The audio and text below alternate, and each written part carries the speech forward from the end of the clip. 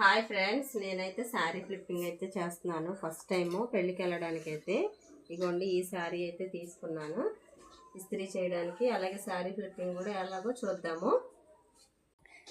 Hi అండి, ఇగోండి ఇప్పుడైతే జాకెట్ చూద్దాం ఎలా చేద్దామో.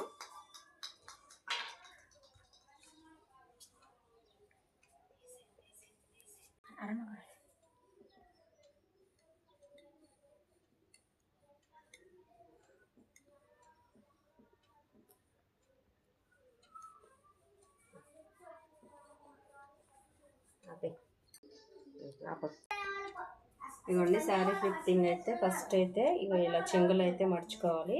ఒక్కొక్క దగ్గర అయితే ఇగో ఇలాగా పిన్నులు అయితే పెట్టుకోవాలి. ఇదిగోండి ఇదైతే పవిట వరకు అయితే ఇట్లా వస్తుంది.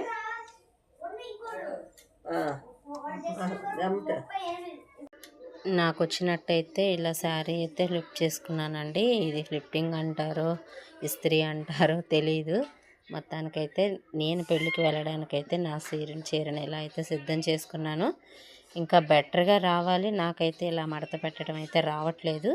నాకు వచ్చిన ఐడియా ప్రకారం నేనైతే శారీని కొలతలతో తీసుకొని ఫ్లిప్ చేసుకున్నా. మీకు ఎలా నచ్చిందో కామెంట్ చేయండి. Like, share, subscribe.